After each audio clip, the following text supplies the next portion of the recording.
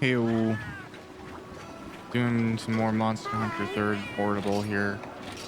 I think we did an urgent or unlocked an urgent last time, or both of those things actually may be simultaneously true. So here's the elder. Greetings, Hunter. Could I trouble you for another favor today? Have you heard of Quirapeko? It is a monster that can imitate cries in order to attract other monsters. It doesn't deliver much damage itself, primarily because it usually calls other monsters to do the work for it. If it's no trouble to you, I'd like you to get rid of it. So, yep.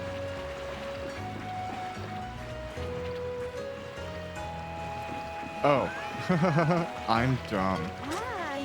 I thought that was me reading the thing. So, Quirapeko can impersonate the calls of other monsters to summon help or create a diversion to get away. Take precautions because you don't know what it might summon. So, yep. We're gonna go fight a Quirapeko. I think it should generally be okay.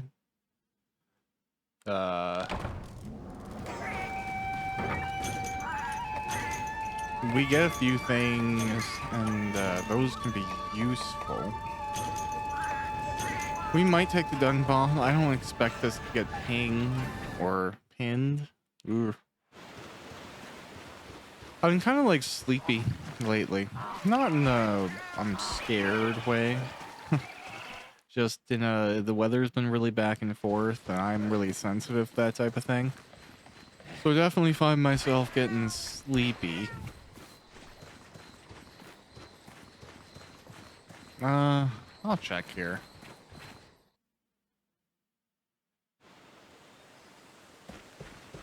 But that's okay. Sometimes you're just tired, and then I had a really intense week, and I think part of any intense week or any intense experience, not that it's the same thing, but like, you know, you look at Goku, DBZ, this guy, he eats a lot. Actually, you have a lot of characters who eat a lot, but it's usually because, you know, they're expending themselves. It's this visualization of how much they spend, right? Anyways.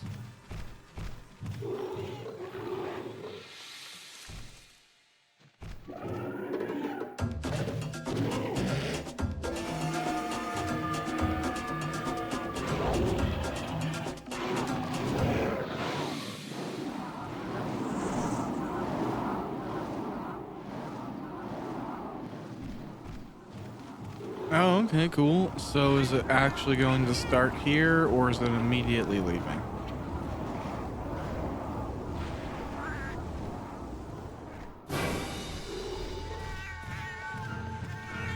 Yeah, I don't really know if that means it was gonna hang out here. I think yeah, I hear it here. Oh, did I just throw that? I don't hope not.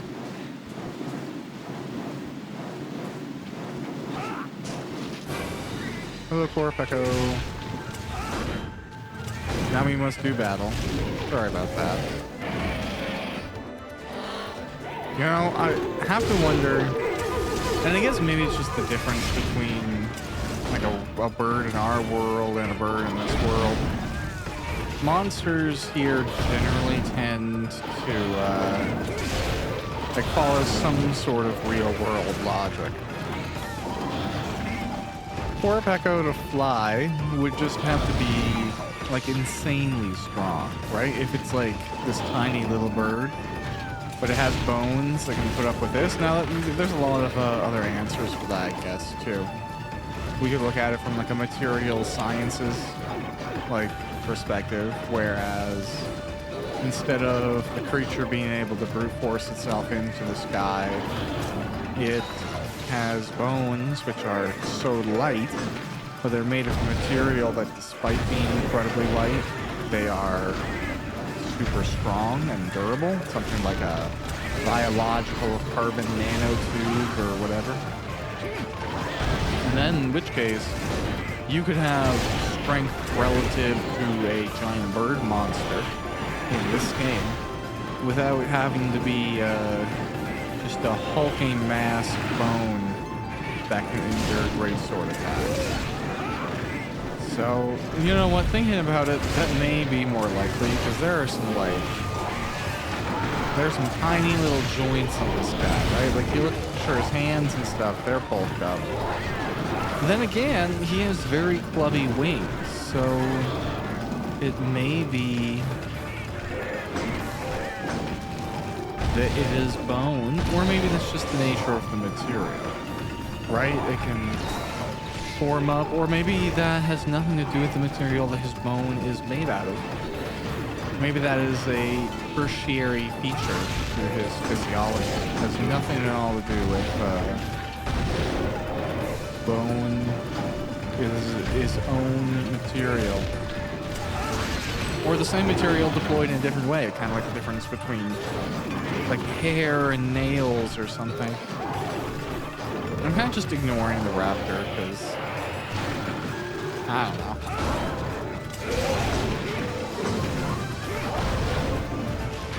Oh, I done got.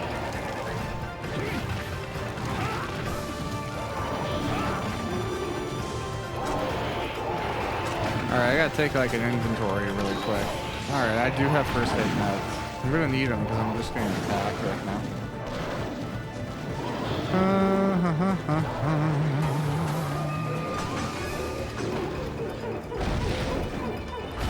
I'm just gonna deploy the age-old run over to a loading screen. Heal up real quick. Sharpen.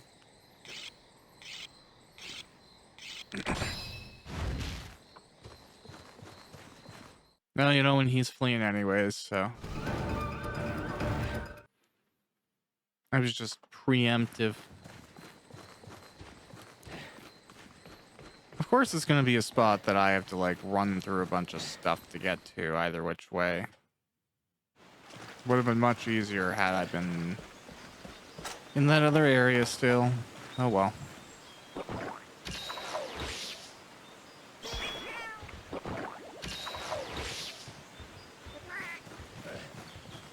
I do wonder, other than, say, the Pokey Pokey Village game, is this the Monster Hunter game with the lowest amount of North American played? Like, obviously you had to import it, so that cuts people down right off the bat. And then it was only in Japanese, so you had to deal with, you know, because there's imported titles that you can import and you just have to, like, figure out how to get the language menu and turn it to English, right? There are games that don't release in certain regions, even though they will include the menus for games of different languages, or just countries of different languages. So it wasn't one of those.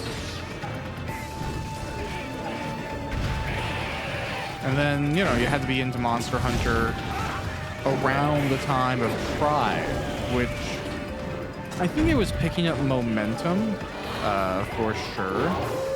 But it took time. I've even talked about it before. There were some really dumb commercials around Pride that were trying to, like, reach North American market. Man, I miss green sharpness. The biggest, like, issue going in between games. It's just like when you start again, you feel so weak and incapable.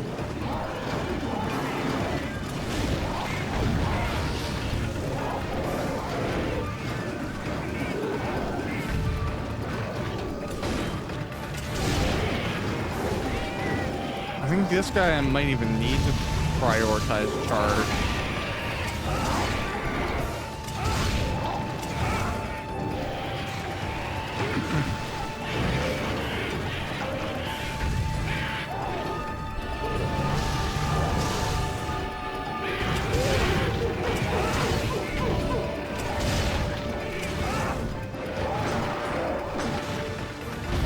Maybe it'd be funny to make Korapeko armor.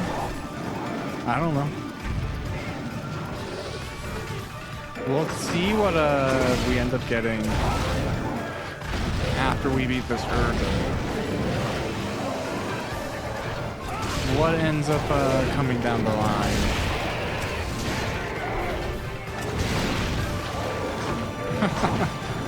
There's a simultaneous like, yep, nope, yep, nope. Okay, my Korapeko talents are clearly off.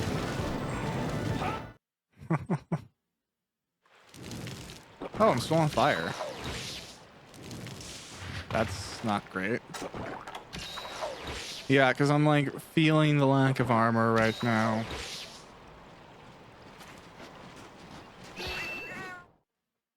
Kind of accommodating for it with a bit of laziness. Which, as everything visible can attest, is only so suitable a replacement. It's not like butter to margarine. It's like butter to, I don't know, some sort of like fruit thing that someone convinces you is totally the same. And, you know, it works, but you're not going to eat more of those cookies after today. You know, like you're going to eat them in front of that person, and they're like, oh, you know what? That's better than I expected. That's okay. Yeah, that's pretty good. Then they'll be like, right? Yeah, that's pretty good. You'll be like, you know what? Yeah, that's not too bad. And then they'll leave. You'll put them in Tupperware. You'll put them in the fridge, and you'll throw them out in like a week. You'll make them again with butter or margarine, both of which are better, except, you know, options.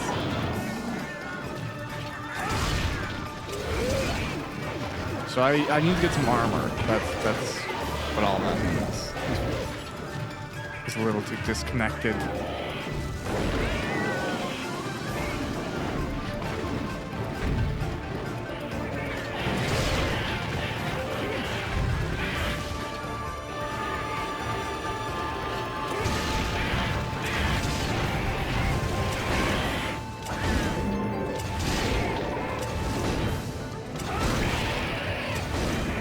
Okay, I'm just kind of like destroying my sword.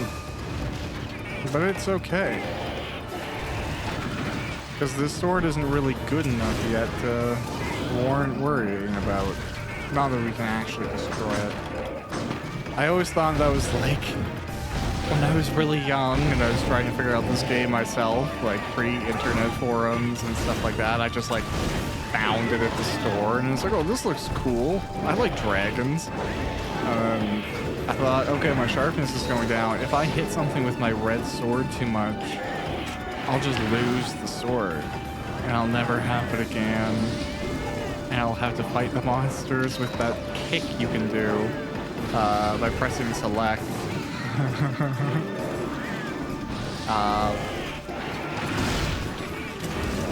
So that was not something that I believe is the case. To this day, though, I've never tested it. You feel like I would, right?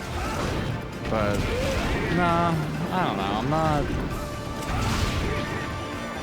I know some people are really interested in, like, breaking their games. And, you know, sometimes it's fun, like, in a single-player game to, like, cheat, right? Like, Oblivion or Skyrim, Fallout or something.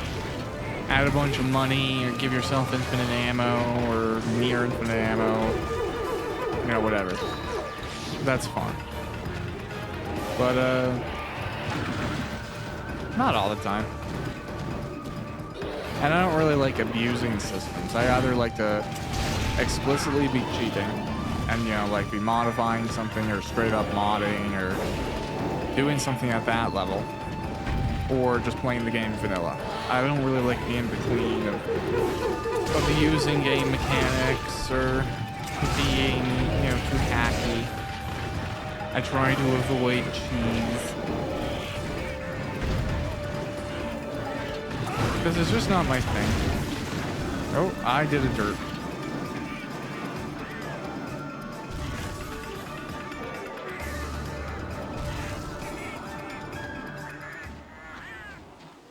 Okay, well, I didn't see it go that way, so maybe it went this way. There's that guy.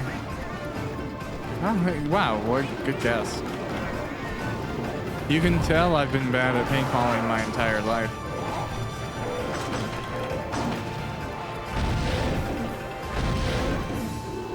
Even when it was like the only way and there was no other option, I still preferred to paintball a lot. Or I was so bad at paintballing.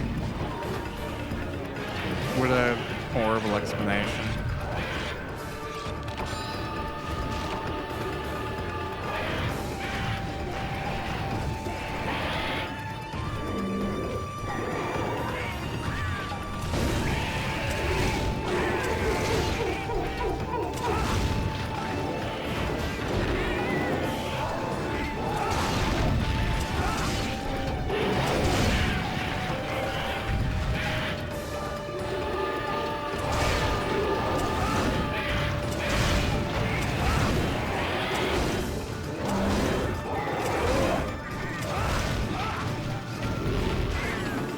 Okay. Are we fighting here? Are you moving somewhere else? What's the plan, Coropaco? Going to the lakeside property. All right.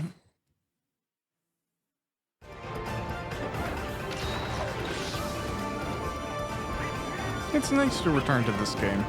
Just like even like the birds going by there, the beauty of these sort of towers of mountain. I saved it. I didn't make no sense for no reason.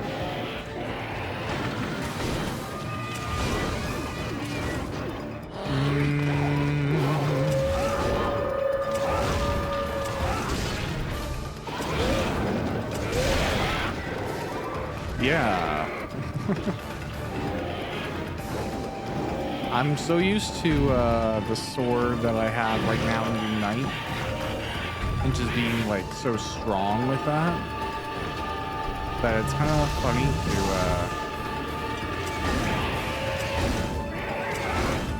be in a position where I can't even like get through it all.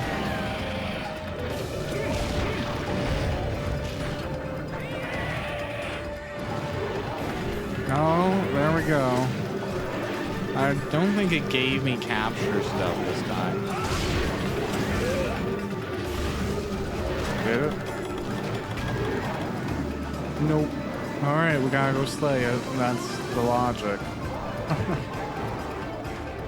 I just don't know where it goes to, like, hang out. 9. Okay.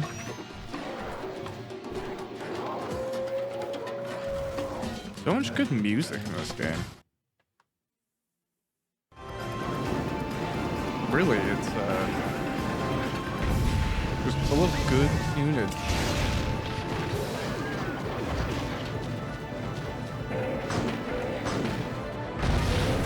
Yeah, nice. All right, okay, ineffective strike or 2. You know what, Coropaco has a pretty good kit. Like, you look at the spit, the fire, the homing charge, bring in people. We got a pretty wide tail. It's short, but it's wide.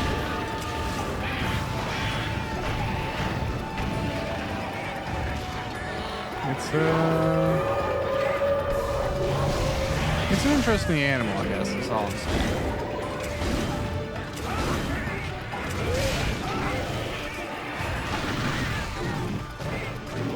I really gotta get in its face. I just don't want to get, like, charged at.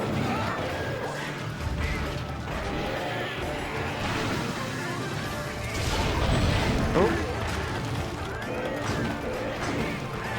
Yeah, like, it fire and, the gunk.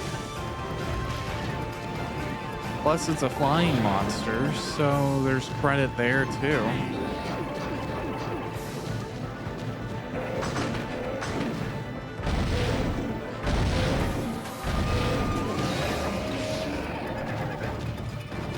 Yeah.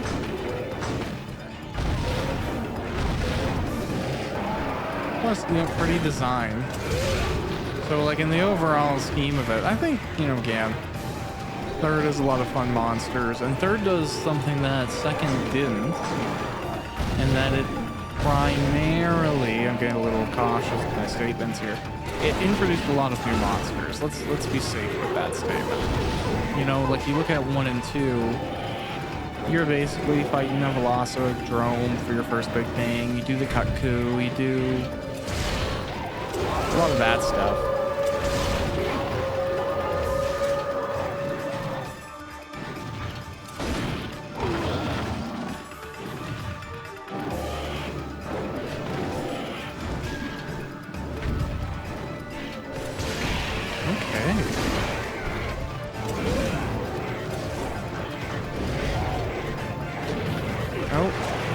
That's not okay.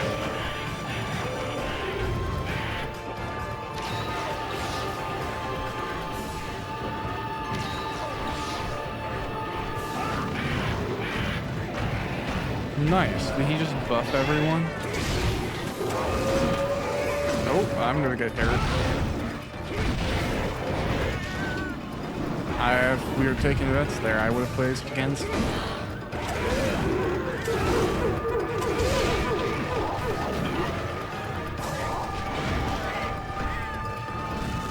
Oh, my cat did it. Cool. Good job, cat.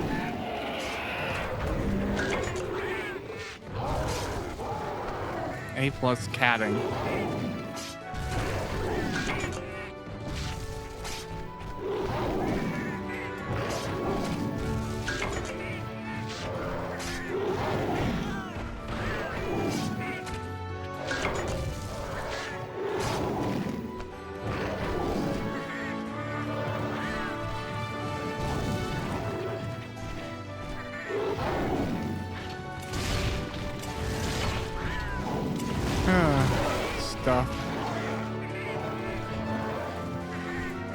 Every now and then, I think it'd be fun to camp in a place like this, but I don't know the terrain. I'd have to learn it first. If I went just now, I'd probably, I might do okay off my basic survival skills, and like I was in scouts for a while.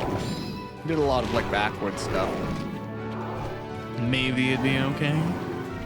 But you don't know the flora, you don't know the fauna, you don't know when it's gonna get cold, you don't know where to go to kind of like seek certain things, so it's really risky if you don't truly know what you're doing. I think the King's Frill is like another fancy thing. The game is like, wear armor.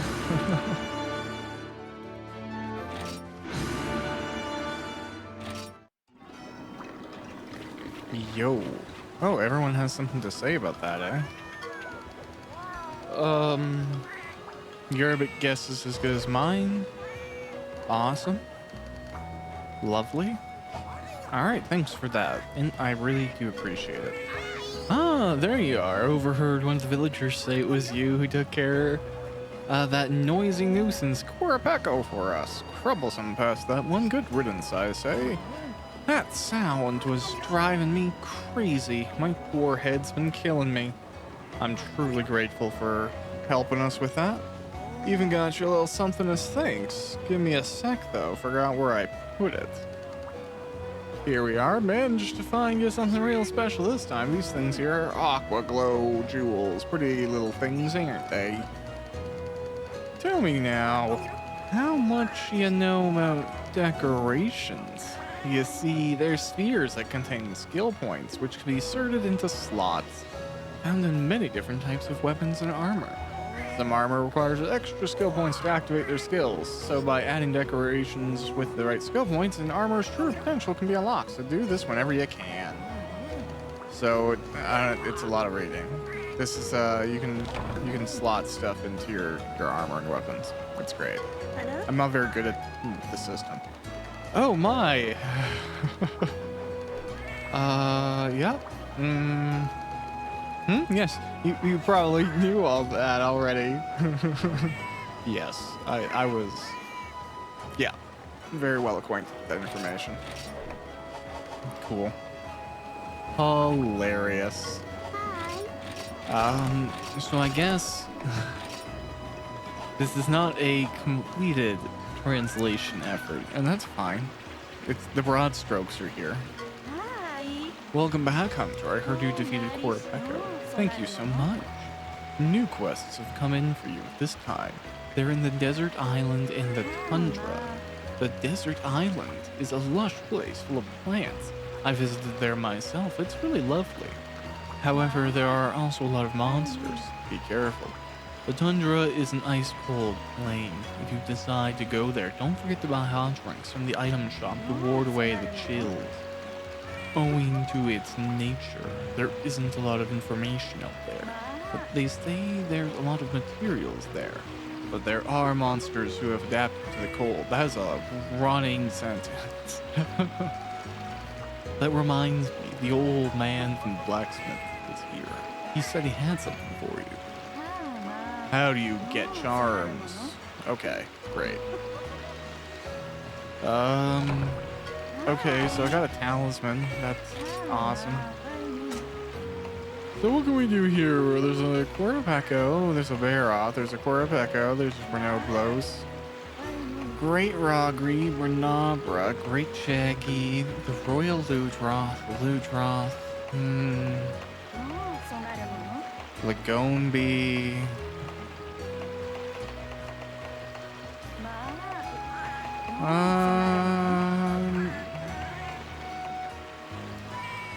It's kind of tough because I'm like, oh, my bad.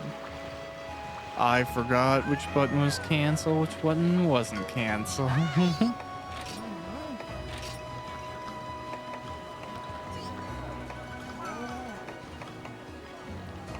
Yeah, I'm not like surprised I can make a Jaggy thing, and I might as well just like throw it on for a little while.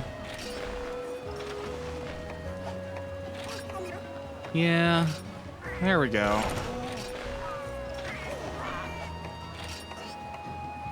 If I can just do everything except for the hat. I say that because I kind of just dig the hat. Okay, so I can't do that for this, but that's fine. Oh gosh.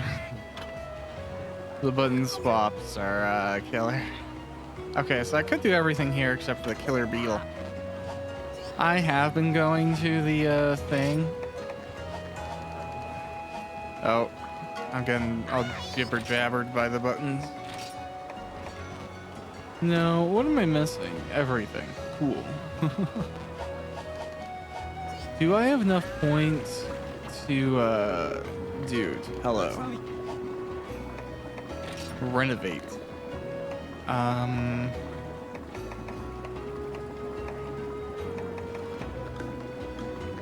That's cool and all, but, I guess whatever. I can't find it right now. Maybe I should just like start getting honey early. Yeah. Okay. Let's go look at the honey thing really quick. I've already farmed, but right. Right. Okay. Let's do it. Might hear a little bit of rattling. Just adjust some mic positioning there. All right. You know what? I think I've done myself a disservice. Give me 1 second. Very unprofessional. Let me just look at that cool site. There we go. Okay. Not bad armor. We're just letting the monsters like settle into their positions, you know? It's I've heard it help. You know, I've never watched them, and maybe I should after this go find someone who does. Like hunting game let's plays.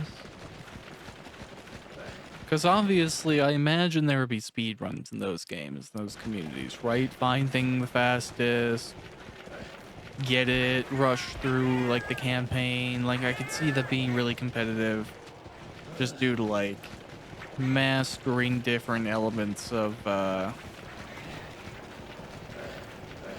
possible randomization and actually being the master tracker by finding things like instantly. You know, that could be, I could see the appeal of that.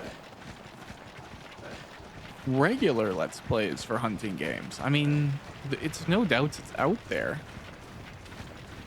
I'm more just curious, what's the approach? What's the audience looking for, you know? I think everyone gets different things out of Let's Plays. Some people just like background noise, and I think that's pretty valid. I do the same thing a good majority of the time.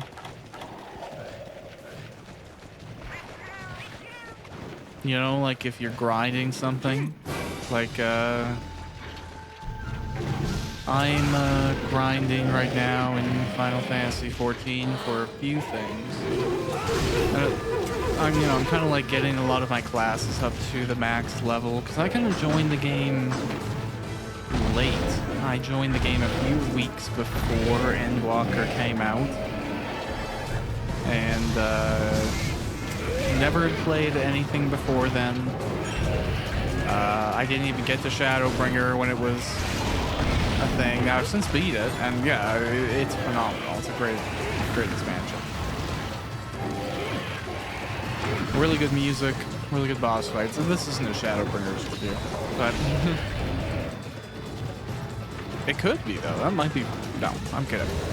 But yeah, I joined that game, and there's a lot of grinding there, and you know, I think you can only grind so many things at a certain time too. That's important to be cognizant of. Trying to grind in everything you're doing just leaves you feeling like a wheel.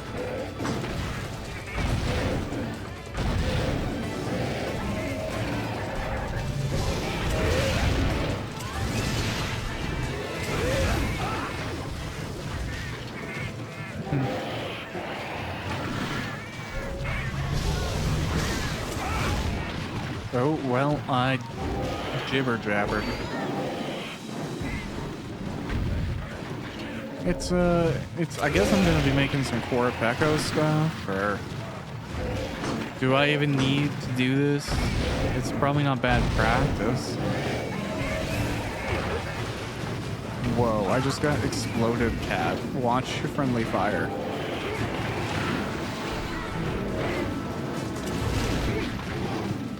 I think the armor design of this game is really good. You know, I don't even mind that I'm wearing a mixed set right now, just because oh, god damn it, I overcharged. Just because I really like the, pants that I'm wearing. They have horrible defense. They're not good pants. They're just phenomenally attractive to me.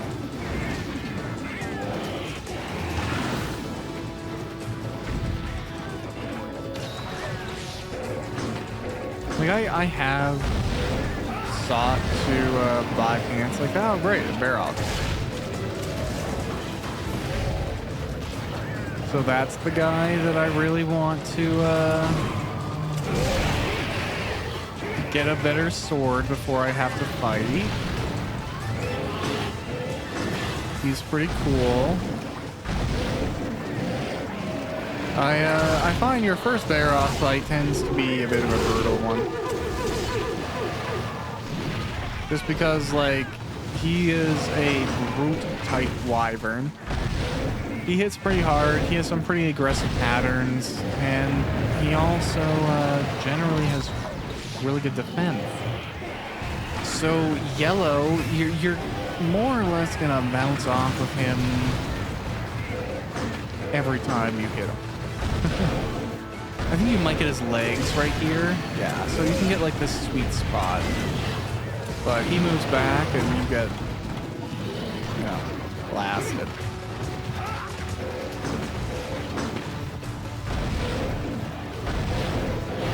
Oh. You did it backwards at a very intelligent time. Good job. I saw that charge coming at me. Can I dung bomb the barrel?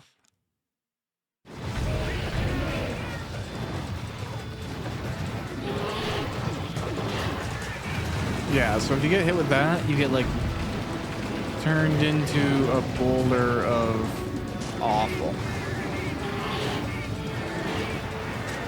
Oh, well, now that the Quirapeko is leaving, I'm actually fine with this guy being here. You can stay here, sir.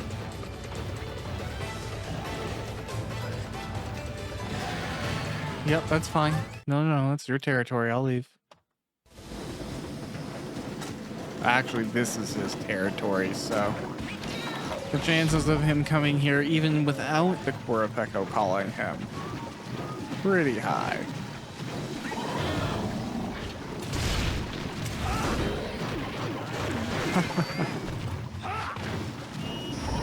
I mean, based on the last fight, I don't even need to do anything. Yeah, Ku, you get that Quirapeko.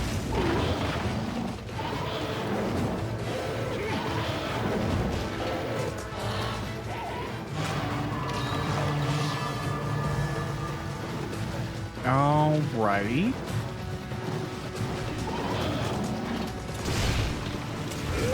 Oh, I bounced and now I got hit. You can really see the necessity of getting to green as soon as you can.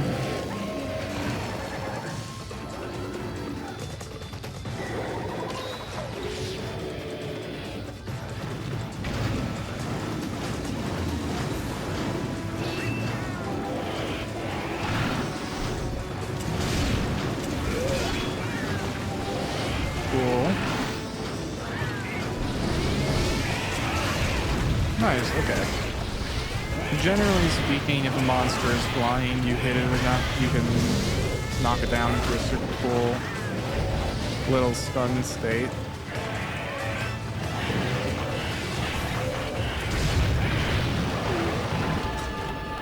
Brutalization. I could, like, get flubbed here into death. Kind of just a fun word to say. It doesn't have any specific meaning in this context. There's a whole bunch of words, though, that I just like. I don't know.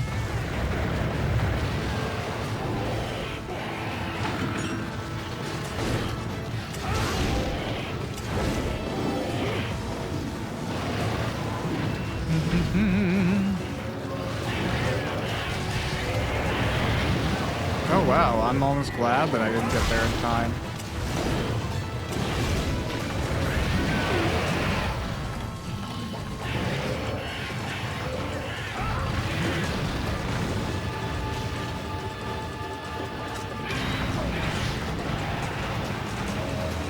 Yeah, so bear off will be fun when we get there.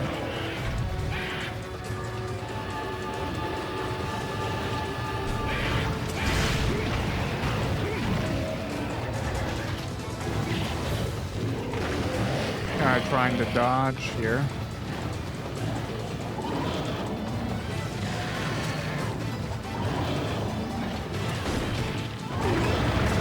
I think this game includes, for some reason, I don't even know why it is, but it is, one of my favorite fights, which is a Yenmo Ran. I don't even know why. I cannot give you a good reason as to why. I just like it. There's something I think about it that... Wow, I'm just getting beat up. Oh, gosh. Yeah, there's something about Yenmo Ran fights. I don't even know if that's the correct pronunciation.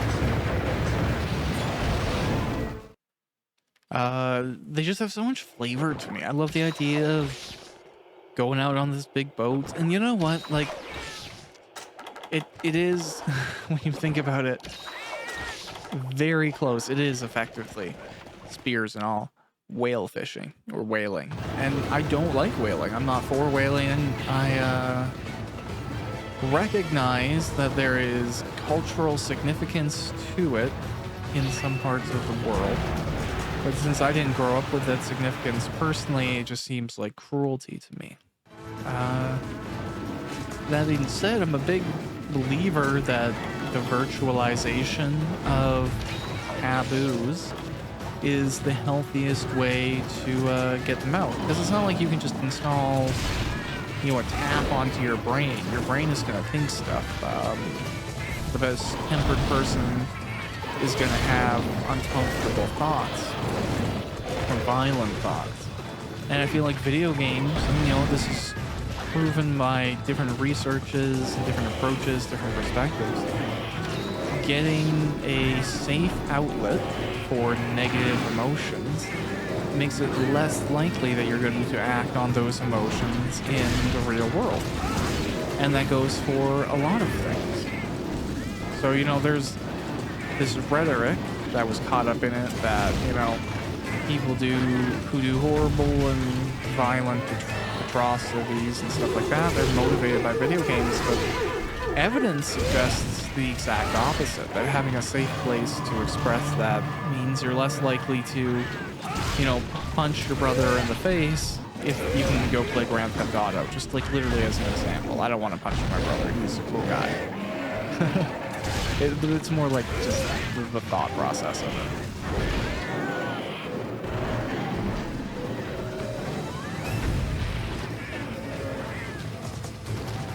So for Yenmo Ram, if you want to say you want to go whaling, or there's a cultural part of the preparation, the significance, the approach, the time spent, the whatever, right? Like, it's undeniable that aspects of culture are interesting, whether or not they represent what we would traditionally call, like, moral concepts.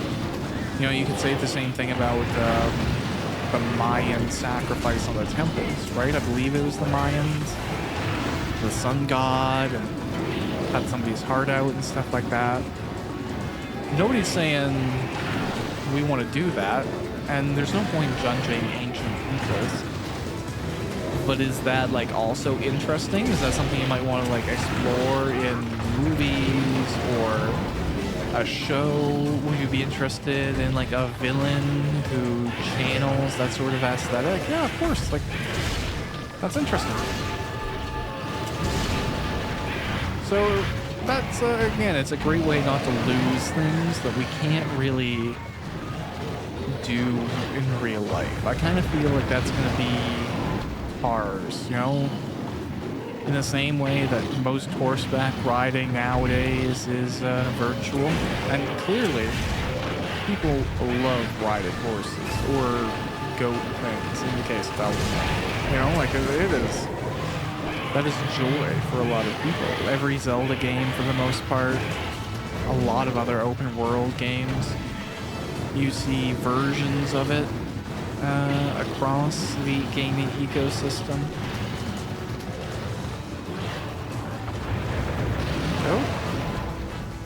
Okay, I didn't see where this thing flew.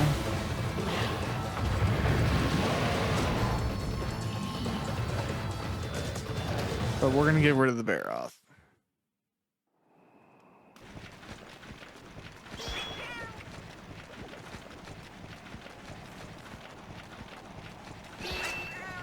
Now, here's the thing. I kind of doubt it's gonna go out into the open, like, desert. I may be completely wrong, right? Like, I may find it there in a second. I just kind of, I don't know, I feel like it's unlikely. Jesus, though, that area. Talking about Shadowbringers.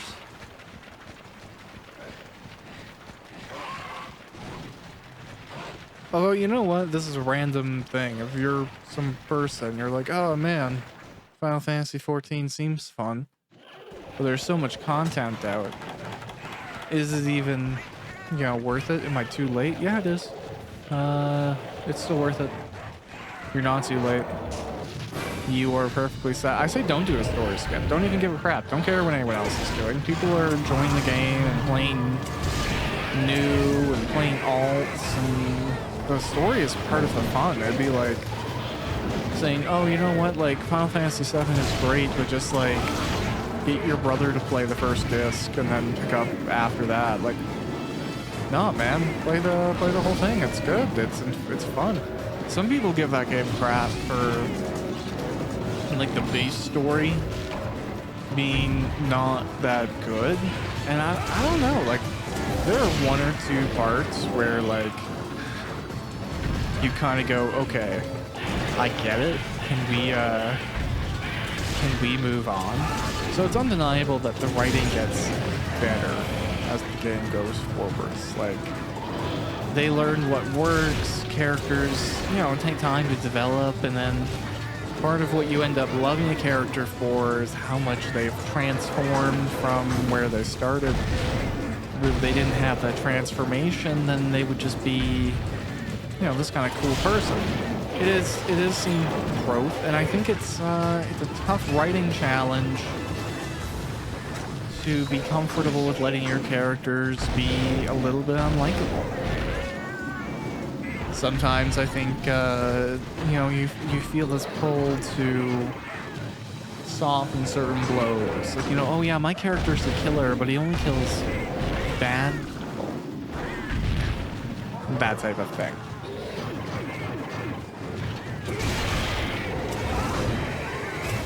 And not to say there isn't space for the bad person who kills bad people thing either. I like that. That's fun. But for the most part, it seems more or less people, you know, they want a character to be redeemable in some way or understandable, and sometimes people are. You know, sometimes villains are Thanoses, but sometimes they're Kafkas. Sometimes they're Jokers.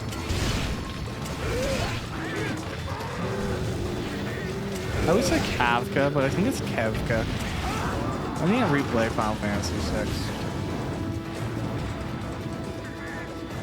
Honestly, I need to replay all of them, but it's such like a process. And I'm really bad. Oh.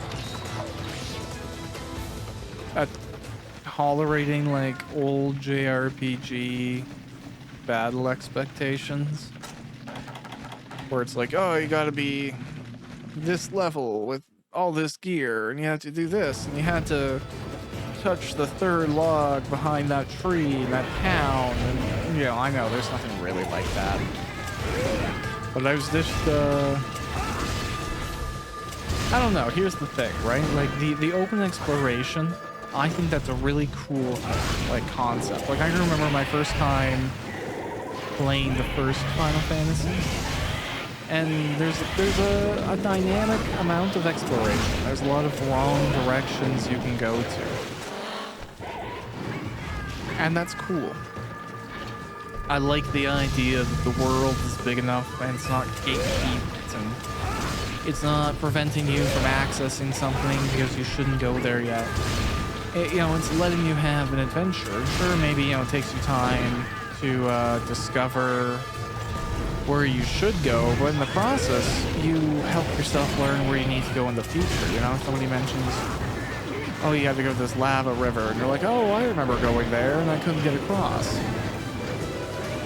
And then eventually you know where to go. So there's magic to that, but I find nowadays, if I'm gonna play something like that, I kind of enjoy, you know, a sandbox element to the in-between. I like having a base of operations, having maybe more stats to manage. I like, even if possible, as specific as this is, I do like base building or crafting or something like that. And I just feel like going in between these towns, experiencing all these things, it feels too much like an amusement park MMO. You know, where there's a lot of spectacle, and it's cool to walk around in, but you can't really interact with anything, and the way that you can interact with things don't have a lot of impact. So you kind of just walk around and you're like, oh yeah, these buildings are, these are a different color now. Cool. And I'm not even saying side quests, right? Because sometimes side quests, like, you want the right amount of side quests. Too much, it just feels like, okay, I'm never gonna get out of this town. They need me to set up their retirement funds. None of them know how to eat. And their stores only have oatmeal, so I have to open up a kitchen here and fix, you know, like, there's so much going on, and sometimes in some games where,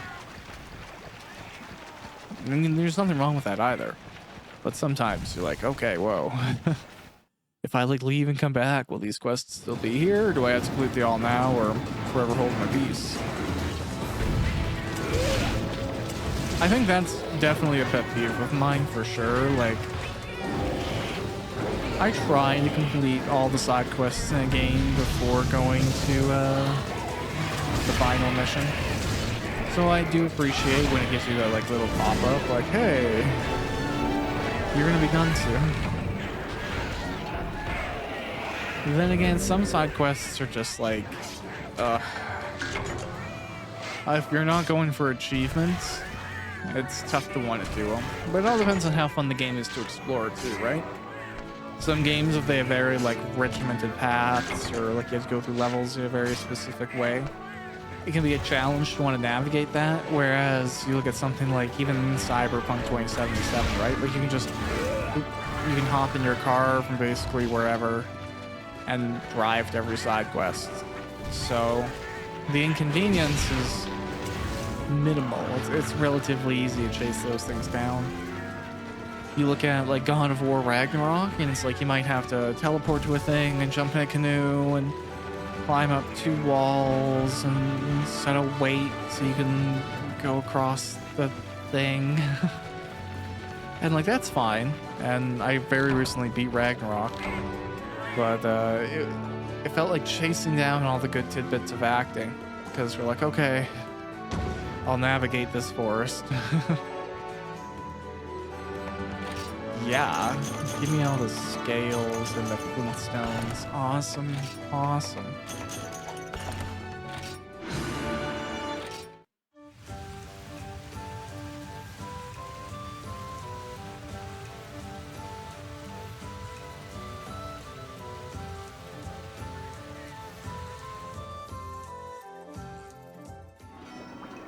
So we got our little honey thing there. I was like, what am I saying? Yeah, no, honey thing there, no concerns. I can probably do another item here. I guess there's a lot of things to do. Not bad to just kind of work my way through normally. There's some gathering quests from before, but I'm just not like, you know, if I don't gotta. Do I have to? Then I might not. Just because I've gathered so many things. You know, I've picked up the blue mushrooms. I've gathered the eggs. I found the coals. I've done all these things. They're gongwa. I think that's what they are, right? They're pretty funny birds. I like them. I would want one, like, as a friend. In real life, you know? You just, like, you have farm. Oh god, there's so many bullfenga. This is horrible.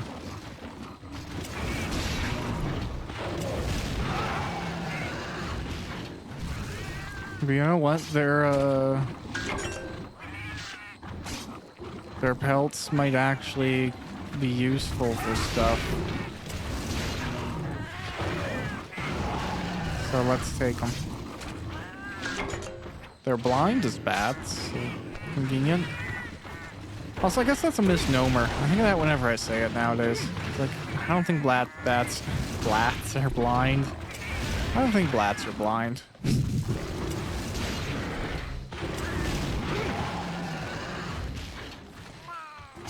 I think they might even have normal eyesight, and they use echolocation in the dark to handle the high speeds they fly at. But it very well may be a misnomer that they're flying. I'm a weird person like that. Like, I try to... I don't like not being accurate. To the point where I'll be like at a family dinner and I'll be talking and I'll be like, oh, you know what? Like, did you know this? And, you know, it kind of makes me think of this. And whatever.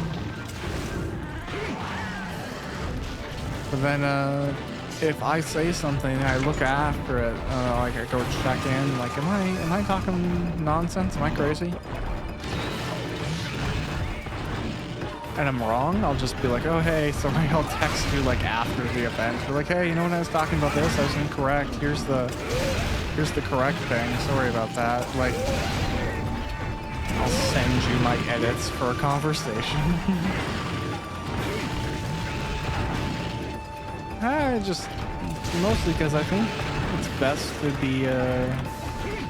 be accurate when you can. Being wrong is really only 1 degree separated from being right. So in that sense, you've already done a good amount of the work.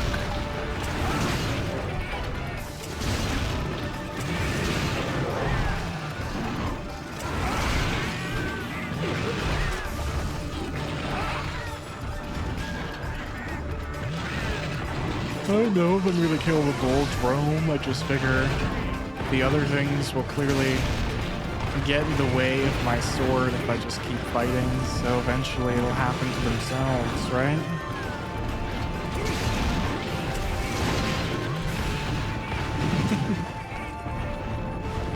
The armor is working pretty well. I can tell the difference between getting hit without it and with it. We're really not far off of Hogwarts Legacy here either. I mean, I'm gonna go into a game coma with that one. I'm pretty excited. Yeah, I think I talked about it even in the last episode or something. It's not a game that I would feel like I would be like a fun person to watch play it. So I would never do a series on it. I'm totally just gonna play it in my own time. You know, I feel like part of the experience, part of the joy in something like that is having such a personal journey, having a story in your head, you know, getting into just the internal narrative, the internal story. Starting to keep and maintain canon. Oh, that's crap.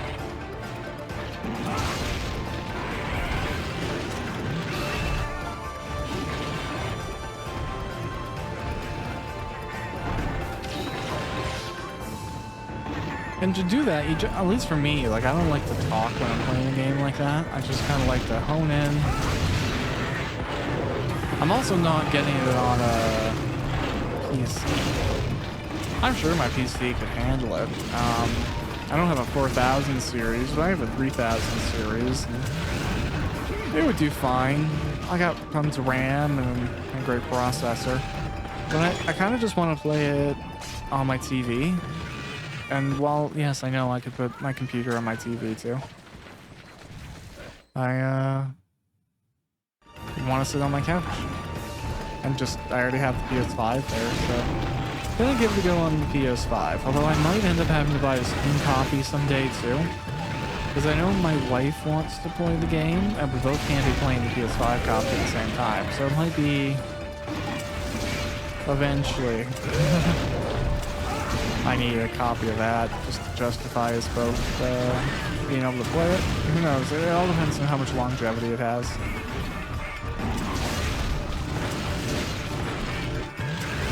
I've completely switched targets now too, so.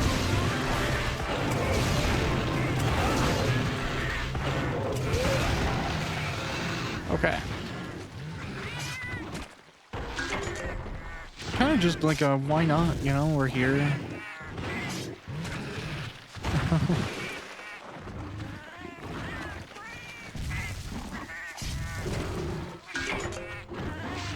You never know what you're gonna use stuff for. My cats are gonna win the quest again while I'm doing this carve. Like, look at that. That's teamwork for you right there. I should get these cats some armor. Ooh, after farming, that might be what I do. The little deers.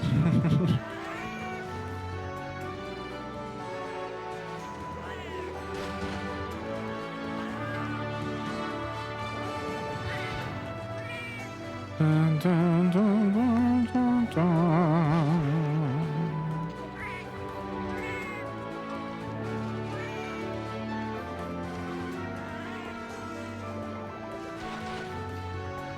Yeah, I was looking at dogs really quick. That's my bad. Sometimes I feel like it would be great if you could like press a button and be like, no, I'm good. You can stop. You can send me back to town now. Oh well. We did the thing.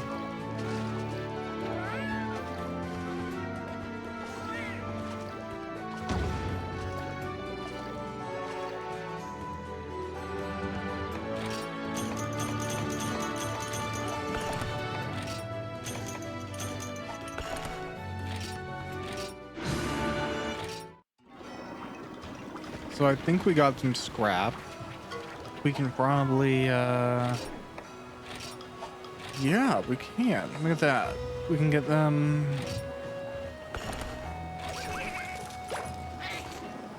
Great.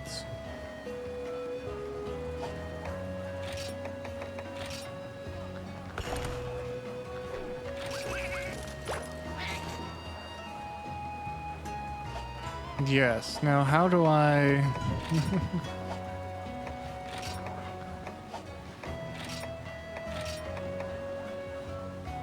How do I change? Oh, okay. Yep, that's it. Great.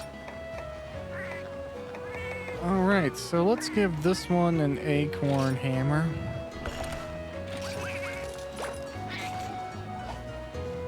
Oh, okay. I'm not great at all this.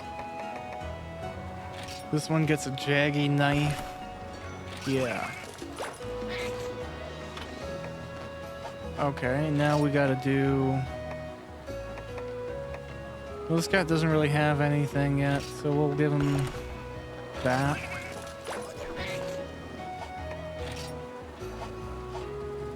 Yeah, let's create scraps.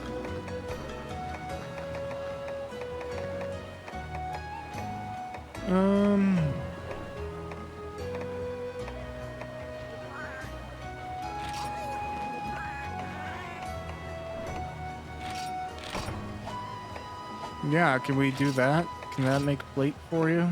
No. That's fine. We'll go without armor for that one for now. I'm gonna get trapped in the menus. We could...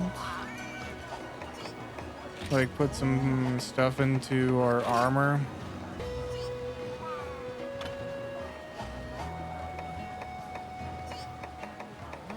For now, though, I think we'll be okay. Oh, can I make those now? I think I got the thing, right? Can I upgrade my hat?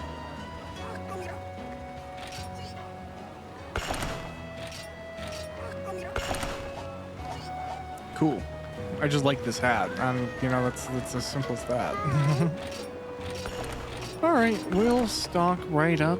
You know what? Time to buy those cool drinks and hot drinks.